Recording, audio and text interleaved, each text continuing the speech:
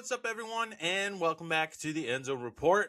As always, I will be your host, Chris, and this is a show where we tackle the NFL. Week 15 is in the books. We now look ahead to Week 16, round 2 of the fantasy playoffs. If you do play fantasy football, this is your time to shine. You are 1 week away from that championship and glory. We have a lot of injuries and news to talk about, some massive playoff implications as well. Before we get into all of that, though, as a reminder, you can watch the show every week at youtube.com. So that's the End Zone Report. You can also listen to the audio version on Spotify. Go ahead and click that follow, subscribe button. It helps the show out a lot. You can also follow the social media pages on Facebook, X, and Instagram. I post all the graphics from each and every episode, along with all the breaking news from the NFL. With that, let's head into what's up with the NFL to find out what is going on with all those injuries.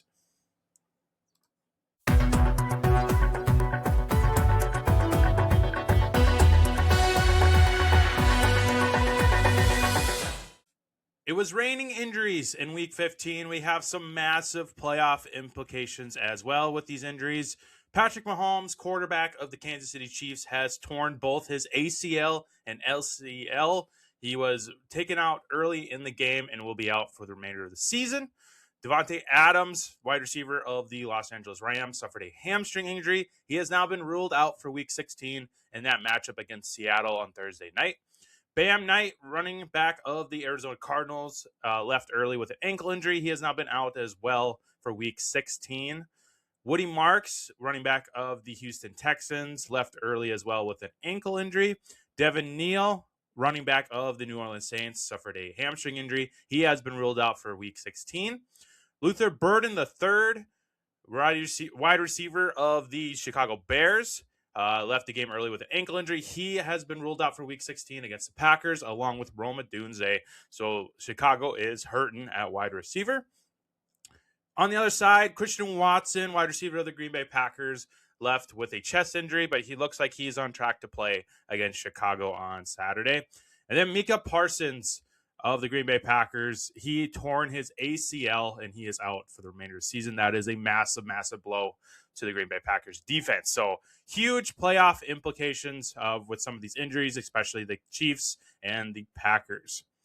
One bit of news before we get into the storylines for Week 15. Miami Dolphins have benched Tua Tagovailoa, not for Wilson, but for Hewers, the rookie quarterback. They want to see what they have in the Miami prospect in Hewers. So he will get the start this week for Miami.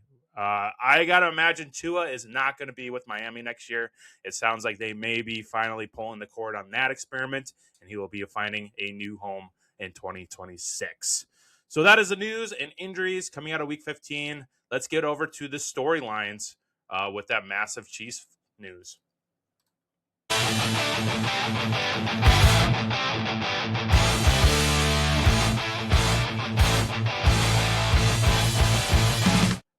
All right, I got 5 more storylines for you all coming out of Week 15.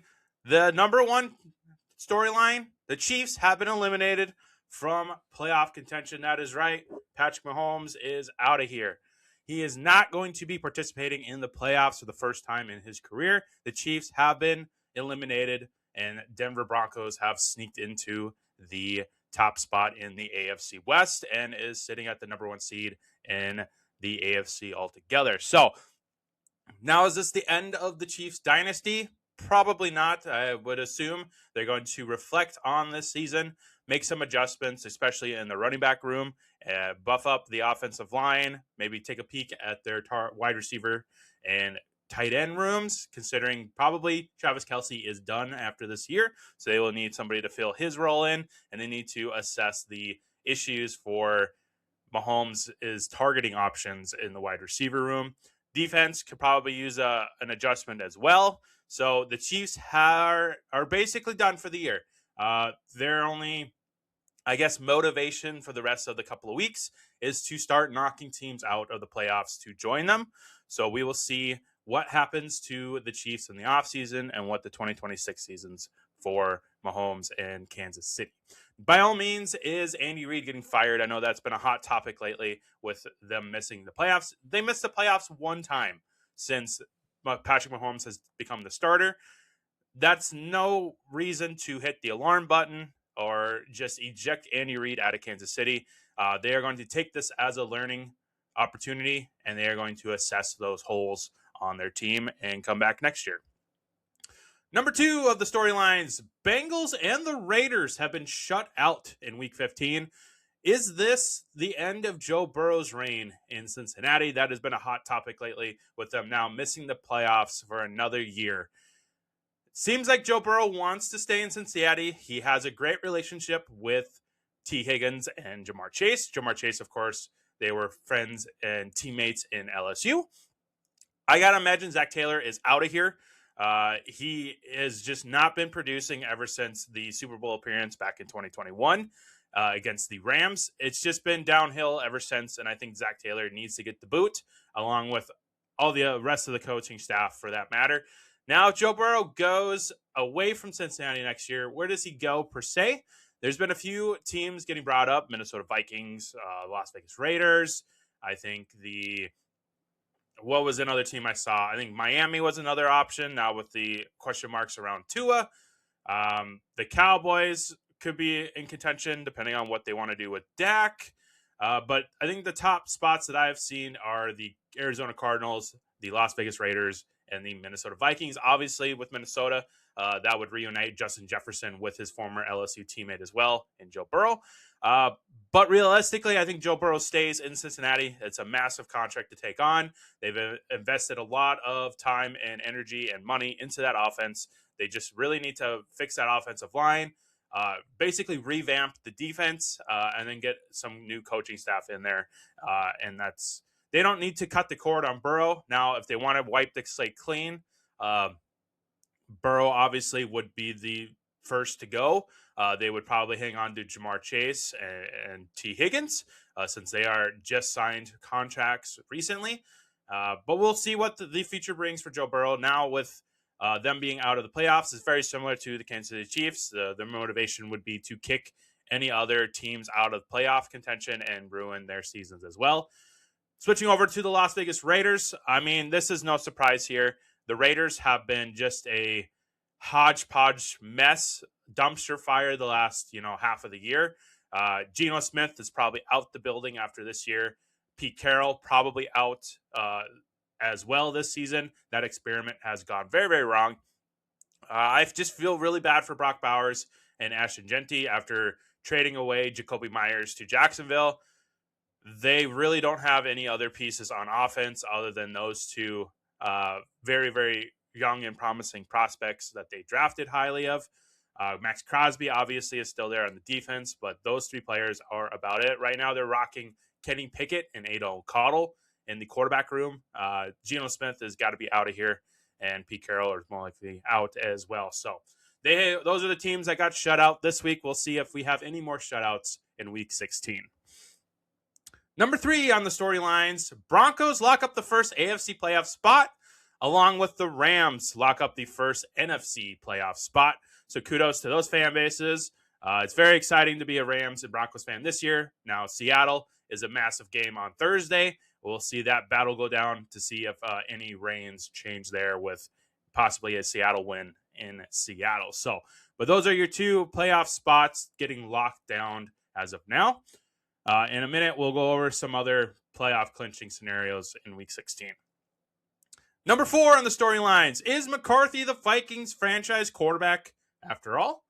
Well, with the Joe Burrow rumors going around, this could be the end of the McCarthy experiment after 2 years. Now, he's been dealing with a lot of injuries. He's still very, very young, still new to the NFL. So I'm going to give him the benefit of the doubt. He has a lot to learn, obviously. But he has shown some spurts the last couple of weeks. They faced the Giants this week. They had some massive performances against Dallas and the Commanders, I believe it was. So there are just a lot of question marks around McCarthy right now. We're going to see what he does against the Giants. Then they have Detroit, and then they wrap up the year with Green Bay. Now, obviously, they have been kicked out of the playoffs, so they really have the same motivation as any other team that has been eliminated, and that is to eliminate all the rest of the teams around them that they are facing, particularly Detroit and Green Bay. The Giants have already been eliminated from playoffs, so they really aren't playing for much either. But with Detroit and Green Bay coming up, if Minnesota wins one or both those games by chance, it could ruin their seeding in the playoffs or even a spot in the playoffs altogether. So the Vikings have some massive, massive motivation within their division to win these next three games potentially. So we will see what happens with McCarthy. Now, if Joe Burrow goes to the Minnesota Vikings, that about seals it. I mean, McCarthy would be part of that deal. I don't know if you guys saw the Sports Illustrated mock trade that came out a little bit ago, but that's kind of what kind of sparked this Joe Burrow rumors going around about him going to Minnesota. That trade, just to kind of lay it out for you guys, that would be sending McCarthy, Dallas Turner, a couple first-round picks, a second first-rounder, and I believe a third-rounder over to Cincinnati for Joe Burrow, and I believe like a seventh-round pick. So some massive capital getting sent across the way before the team. So we'll see. Just a lot of question marks right now. We'll see what the Minnesota Vikings do on the offseason. But for right now, I say stick with McCarthy the next 3 weeks. He already tried Max Brosmer, and he's probably out the door this offseason. He just has not been working out. And then we'll see what happens with McCarthy. The fifth and final storyline coming out of Week 15 for you all is who clinches the playoff spot next. Well, a couple of scenarios here for you. The Patriots win against the Ravens. They're locked in. They have a playoff spot. That'll be 2 spots taken in the AFC. And then if the Eagles win against the Commanders on Saturday, or if Dallas loses against the Chargers, the Eagles locked up a playoff spot as well, joining the Rams on the NFC side. So we will watch out for those clinching scenarios in Week 16. To wrap up the reaction, we have one more thing to do, and that is the awesome and glorious Chase-O-Meter. Just kind of recap, this is a bet that has been going on all year since the mock draft episode of the show between James and Megan. The bet is if Chase Brown will be a top 10 running back by the end of the year, $20 will go to Megan if he does reach the top 10. $20 will go to James if he falls below top 10. Well, this week it's looking pretty good. His current ranking is running back 12 on the year, so just a couple spots shy of hitting that top 10. Depending on your fantasy scoring systems, this week he scored 16 points in Week 15, which you didn't really feel it because he didn't get a touchdown once again, but he had 13 carries for 53 rushing yards, and then he had 7 receptions for another 37 yards. So that is your 16 points in Week 15. We will look ahead to Week 16 to see if he can crack that top 10 finally in the overall running back rankings. So let's head over to the fantasy corner for your hero and villain of Week 15.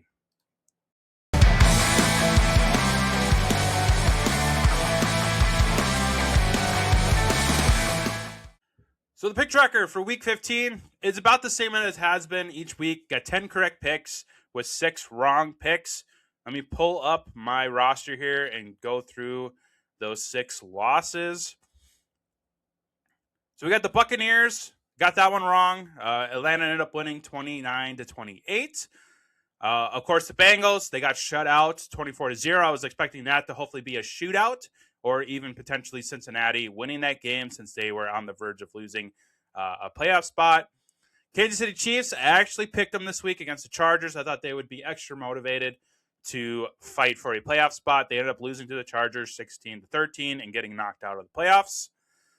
I went with the Giants against the division rival against the Commanders. Commanders ended up winning that game 29-21. I picked the Panthers to beat the Saints, but the Saints ended up coming out on top at home 20-17. And then Miami, that was a humiliating loss that I picked. I took Miami to take down Pittsburgh in Pittsburgh on Monday night, but Aaron Rodgers and the Steelers ended up winning that game 28-15. This week, I did not pick as many upsets, I don't believe, but we were going to go through those right now. So let me pull up the schedule here. Thursday Night Football, we've got a heavyweight fight in the NFC West against the Los Angeles Rams and the Seattle Seahawks. Seahawks are actually favored by 1.5. The over-under is 42.5. I'm going with the Rams here. I know Devontae Adams is not playing this week, but I think Stafford with Puka Nacua and Kyron Williams and that pretty decent defense can make Sam Darnold a little uncomfortable. So we're going to go with the Rams here on Thursday night.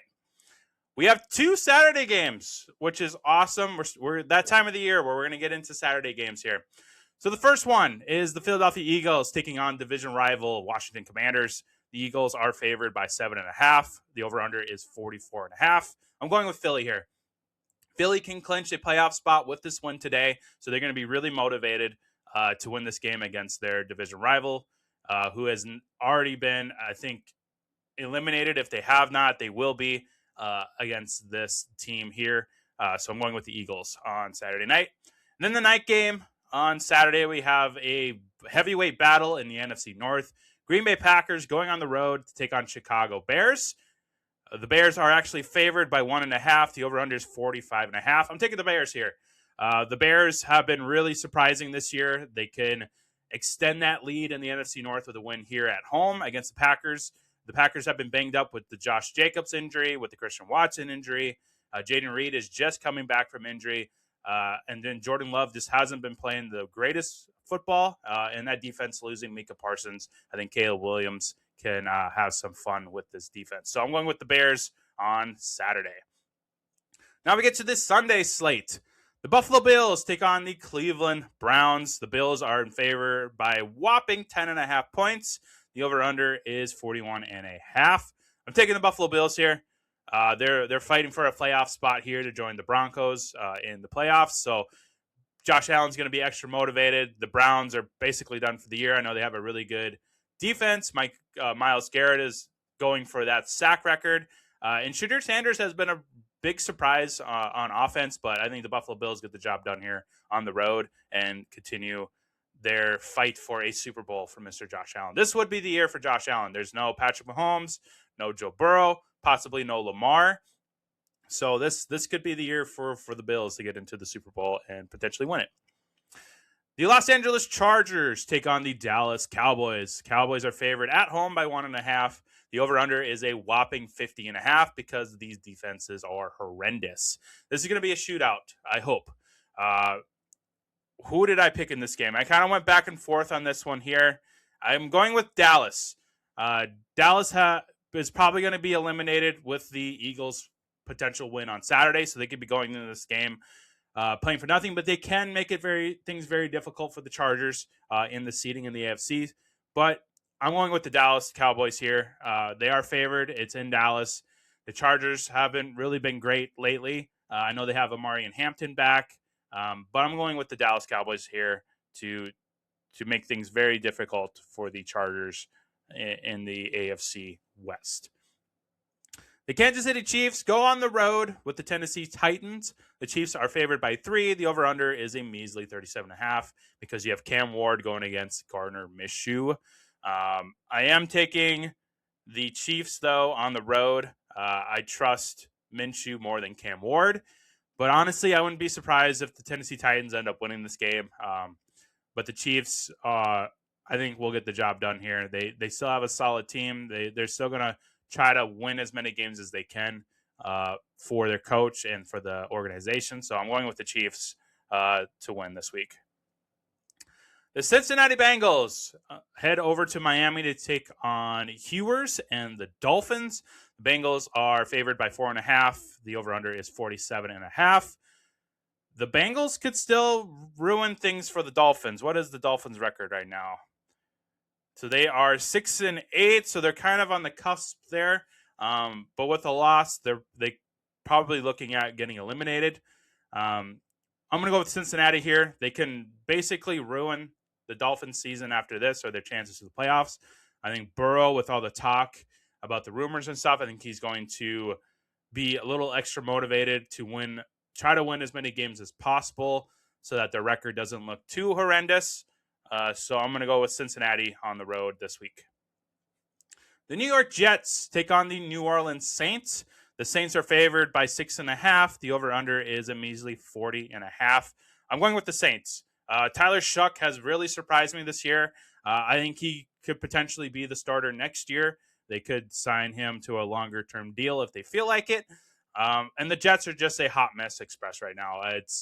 It's probably looking like let's see who is starting. I know Garrett Wilson just got ruled out for the remainder of the year.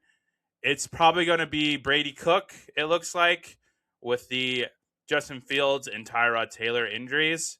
So this is going to be a disgusting game, but I think the Saints will get it done at home in New Orleans. I'm going with the Saints this week. The Minnesota Vikings take on the New York Giants. In New York, the Vikings are favored by 2.5. The over-under is 43.5. I'm taking Minnesota on this one.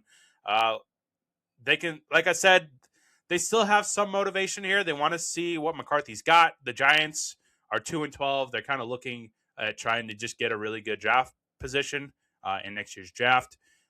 If the Vikings can win this game and then win against Detroit and the Green Bay Packers, it'll make things very, very interesting in the NFC North. But they are eliminated from playoffs, but they can still ruin the playoff seeding for the NFC. So I'm going with Minnesota here. They got some motivation still under their belt. The Tampa Bay Buccaneers take on the Carolina Panthers. We got a heavyweight fight in the NFC South. The Buccaneers are favored by 3 on the road. The over-under is 45.5. I'm actually looking forward to this game. This could be a fun shootout game down south. I'm going with the Panthers, though. I know they let me down last week, but I think the Panthers are going to be really, really motivated. They look really good on defense. Bryce Young has really surprised me. Baker Mayfield's been struggling. I know they have Mike Evans back, but even with Mike Evans back, Baker just hasn't looked the same. Bucky Irving doesn't look the same, and that defense just doesn't look the same. Plus, they're on the road. So I'm going to go with Carolina here to hopefully break this tie between the Bucs at 7-7 and potentially lock down a playoff spot here within the next week or so. The Jacksonville Jaguars head to Denver to take on my Broncos.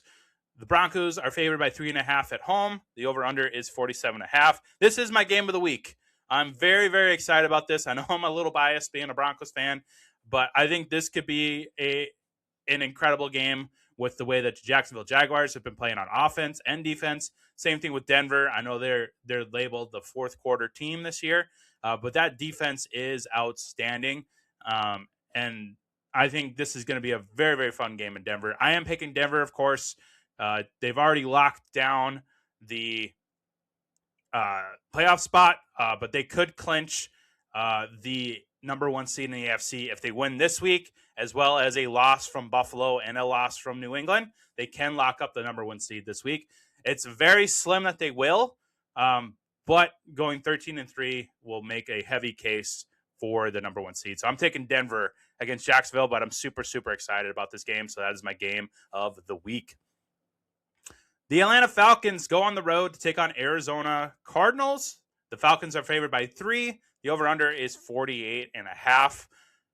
This one I went back and forth on as well, but I'm taking the Falcons. I know Jacoby Brissett has been slinging it really, really good, especially now with potentially Marvin Harrison coming back. That could be another target under his belt. But I think Atlanta is going to win out this game, so I'm picking Atlanta on the road. But this I wouldn't be surprised if Arizona ends up squeaking this game out with the way that Jacoby has been playing it. But with Kirk Cousins and potentially Jake London coming back, you got Kyle Pitts, who's been on a roll. Darnell Mooney hasn't really been involved, but you have Bijan there. You have Tyler Algier on the ground. I'm going with the Falcons here to make things interesting in their division as well. The Pittsburgh Steelers go on the road to take on the Detroit Lions. Detroit is favored by 7. The over-under is a whopping 52.5. I'm going with Detroit here. With the Packers losing against the Chicago potentially on Saturday, if Detroit wins here, they could leapfrog them in the rankings. They are gunning for the NFC North title. So I'm going with Detroit. They're very motivated to take the NFC North this year to get a playoff spot. I think Aaron Rodgers is going to struggle in Detroit against that defense and Dan Campbell. So I'm taking Detroit on top of Pittsburgh this week. The Las Vegas Raiders take on the Houston Texans in Houston, excuse me. The Texans are favored by a whopping 14.5 points. The over-under is a measly 37.5. I think that gives the Raiders like 10 or 11 points. And I don't know how they score it, honestly. I don't know how they score those 11 points. I'm obviously going with Houston. Like, I can't take the Raiders. I can't even take the Raiders to cover that because it just seems impossible with Kenny Pickett. Let me make sure that Kenny Pickett is starting, unless it is Geno Smith.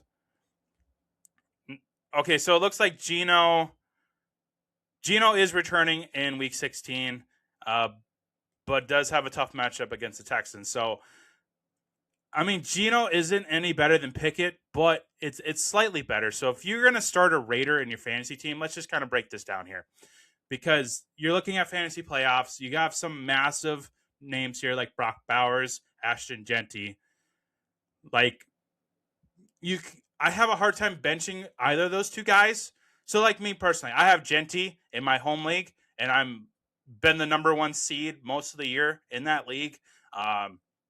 I'm down by quite a few points because my opponent, I could be down a bunch of points by the time Thursday hits because my opponent has Stafford, and then he has Barkley on Saturday. So going into Sunday, I could be massively behind if those guys do perform very well in those primetime games. But I can't bench Genty because it could be garbage time points. He does get receptions. I know the offensive line is crap. And then Brock Bowers, he's like the only target, so he's going to get everything thrown his way by Geno. And in PPR leagues, I can't see you benching Bowers, but I can also see how the Raiders could get shut out in this game. You know, it could be 36-0. So they could go back-to-back weeks of getting shut out. It's tough with fantasy playoffs now going on, and you have these two massive pieces of the Raiders. I'd say bench Bowers and Genty if you can, but if you can't, just start them and close your eyes and hope the rest of your team carries them because it's going to be ugly. This game is going to be disgusting. So I think the Houston Texans will win by double digits for sure. They may even cover that 14.5. I wouldn't be surprised. Sunday Night Football. We got the New England Patriots going on the road to Baltimore to face Lamar and the Ravens. The Ravens are favored by 3 at home. The over-under is 49.5. I'm going with New England here. They're gunning for that number 1 seed. Lamar has been looking terrible. Baltimore Ravens defense did hold up against Joe Burrow last week, so that is promising. But I'm taking New England on the road to take down Lamar and try to go for that number 1 seed in the AFC. Monday Night Football. We've got the San Francisco 49ers taking on Phillip Rivers and the Colts. The Niners are favored by 5.5. The over-under is 46.5. I'm taking San Francisco. The NFC West has been really interesting with the Rams, the Seahawks, and the Niners now.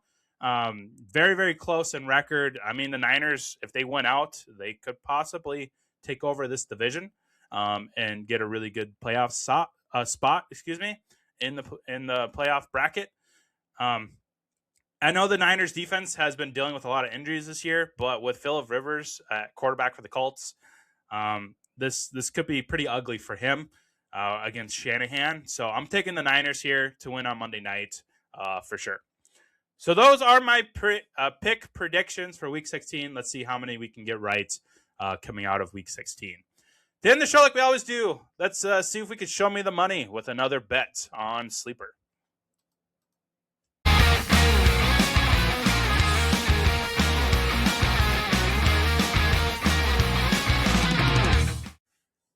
So I'm doing a theme this week. We got a touchdown parlay going on here. These are all touchdowns. I did 6 of the players that I think will hit their lines for touchdowns. And I kind of went with like a typical fantasy bracket, so to speak. So I have 1 quarterback in there. I've got 2 running backs, 2 wide receivers, and then a tight end. So it kind of looks like a daily fantasy lineup. So starting at quarterback, I'm taking the over on Drake May's passing touchdowns, which is 1.5. I think he can easily get at least 2 touchdowns through the air against Baltimore. At running back, I'm going Chase Brown to get a touchdown, and then Omarion Hampton to get a touchdown against that terrible Dallas defense. At wide receiver, this was a little tricky. There was a few names I was going back and forth on, but I ended up going with Ted McMillan for the Panthers to get a touchdown against the Bucs, and then Cortland Sutton to get one against Jacksonville. Fingers crossed on those. And then at tight end, I'm going with Trey McBride. He's been really good with Brissett. He's getting all the targets, a lot of the red zone reads, and he's on a touchdown streak right now against Atlanta. I look pretty strong here in picking this one, so I'm going to go with Trey McBride to get a touchdown in Week 16. So that is the bet. If that all hits, that's about $780 in my pocket. So fingers crossed that happens. Well, that's going to do it for this week's episode of the End Zone Report. Good luck with all of you on your fantasy playoffs in round 2. I hope to see you all in the championship. Also, good luck on your game picks if you do those as well. Next week, we'll do a special Christmas episode. We'll recap Week 16 and look ahead to the Week 17 Christmas slate. We do have 3 games on Christmas. I believe 2 of them are on Netflix and 1 of them is on Prime. So we'll go through all of those, and then we'll do another Christmas bet. It's going to be a fun show. It's going to be a lot of fun. So with that, good luck again to everybody on your fantasy lineups and your game picks, and we'll see you all on the other side of Week 16.